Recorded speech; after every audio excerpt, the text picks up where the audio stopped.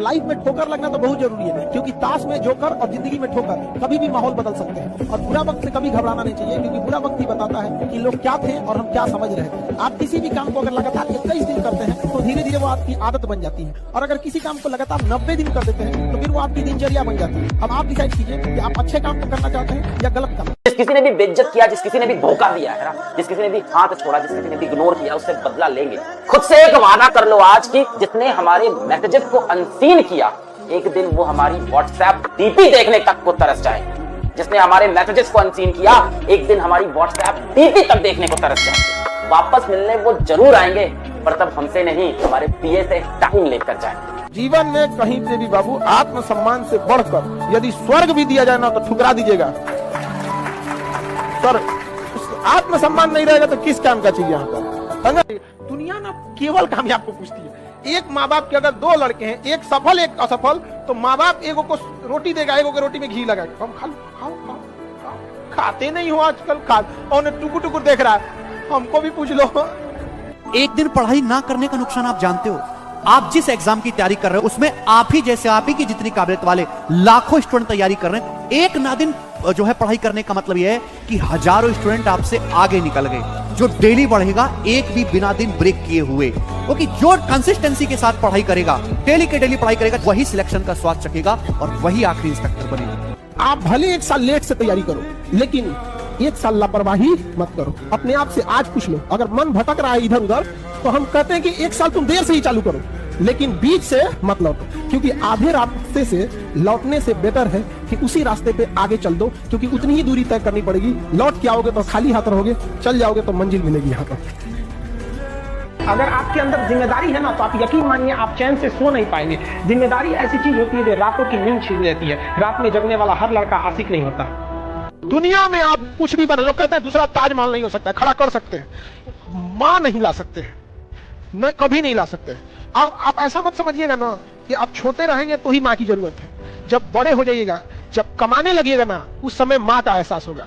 बेटा पूछेगा पापा क्या लाए हैं, पिता पूछेंगे कितना कमाए, पत्नी पूछेगी आज कितना बचाए हैं, माँ पूछेगी कुछ खाए हो कि नहीं खाए। तो आपको ये गलतफहमी है कि जितना बड़े हो जाएगा तो नहीं समझ में आएगा। उसको कुछ नहीं चाहिए आपको माँ को, बस उतना काबिल बनिए लोग ना कि जब नीचे बैठना पड़े तो लोग हैसियत नहीं बल्कि कहें संस्कार क्या मिला।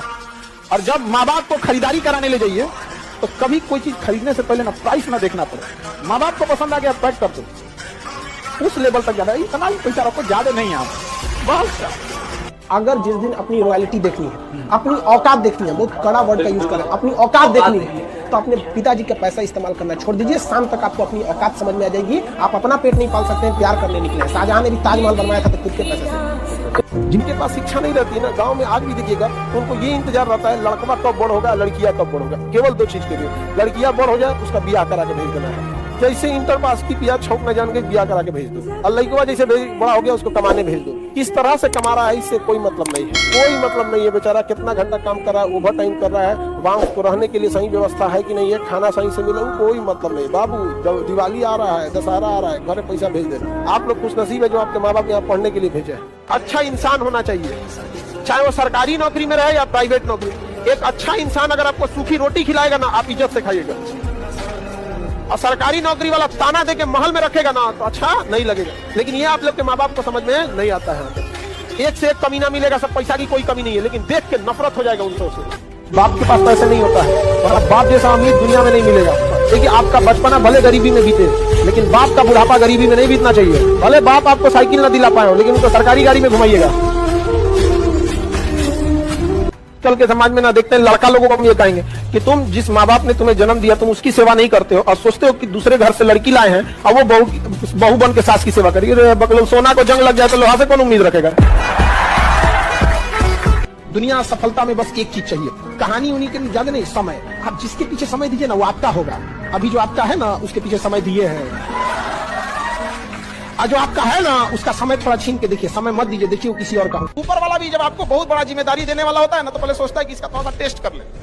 बहुत लोग टेस्टे में भाग जाते हैं। ए भगवान, हमरा काहे लिए तुम मुसीबत लाया। चीजों से घबराना नहीं चाहिए किसी को। जिसके जीवन में कठिनाई आ रही है, आप समझिए कि आप एक सही रास्ते पे जा रहे हैं, क्योंकि वही रास्ता सफलता का है। और अगर आपके जीवन में कठिनाई नहीं आ रही है, आप गलत रास्ते पे हैं, क्योंकि सफलता का रास्ता बहुत कठिन होता है। और ये लोग भले कहते हैं कि खाली हाथ आए थे, ठीक है खाली हाथ आए थे, लेकिन खाली हाथ जाना नहीं है। इस देश का ऋण चुका के जाना है, समाज को कुछ दे के जाना है, एक अच्छे सिद्धांत अच्छे कर्म को दे के जाना है। क्या कोई कह सकता है कि अब्दुल कलाम खाली हाथ गए थे? नहीं खाली हाथ गए थे। विवेकानंद खाली हाथ गए थे? अंबेडकर साहब खाली हाथ गए? नहीं गए। तो इस देश में हम खाली हाथ जरूर आए थे, लेकिन इस देश का कर्ज उतारना है, खाली हाथ लौटना नहीं है।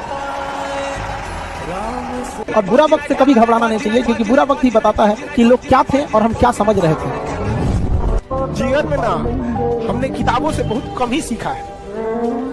जिंदगी में अगर ठोकरें जब सिखाएंगी सब, वो लेसन को रिवीजन करने की जरूरत नहीं पड़ेगी। किताबों से तो सीखिएगा ना, बहुत कम जरूरत पड़ेगा उसकी। अच्छे इंसान और अच्छी किताबें जल्दी समझ में नहीं आता है, वक्त लगाना पड़ता है। समझा गया?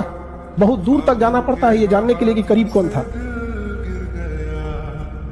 पिताजी से कभी अकेले में बैठ के कहिएगा, पिताजी से आंख में आंख मिला कि पिताजी भरोसा कीजिए, आप हमें पढ़ने भेजे हैं, कभी आपका सर नीचे नहीं होने देंगे। समय आएगा जब लौटेंगे तो कामयाब होकर लौटेंगे, चौराहे पे आपका इज्जत बढ़ेगा। आप भले 1 साल लेट से तैयारी करो, लेकिन 1 साल लापरवाही मत करो। अपने आप से आज पूछ लो, अगर मन भटक रहा है इधर उधर, तो हम कहते हैं कि 1 साल तुम देर से ही चालू करो, लेकिन बीच से मत लौटो, क्योंकि आधे रास्ते से लौटने से बेटर है कि उसी रास्ते पे आगे चल दो, क्योंकि उतनी ही दूरी तय करनी पड़ेगी। लौट के आओगे तो खाली हाथ रहोगे, चल जाओगे तो मंजिल मिलेगी यहाँ पर। किसी भी फिल्म में जो सबसे खतरनाक सीन होता है या खतरनाक रोल होता है, वो बेहतरीन एक्टर को दिया जाता है, सबसे खतरनाक। तो जीवन में अगर आपके साथ बहुत तकलीफ आ रही है, बहुत खतरनाक स्थिति में फंस गए हैं, तो समझिएगा कि आप बहुत खतरनाक हीरो हैं। ऊपर वाले ने आप ही को ये जिम्मेदारी दिया, क्योंकि जिस कंधों में बोझ उठाने की क्षमता नहीं होती है, मालिक उस कंधों पे उतना बोझ रखता ही नहीं।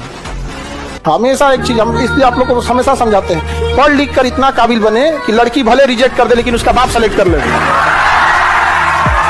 समझ आ रहा है कि नहीं? पढ़ लिख के काबिल बनिए, कामयाब जितना हो जाइए, एकदम शालीनता से रहिए कि आपके बगल वाले आदमी को जब पता चले तो दंग रह जाओ, बाप रे बाप, उसको तो हम अंडर एस्टिमेट कर रहे हैं।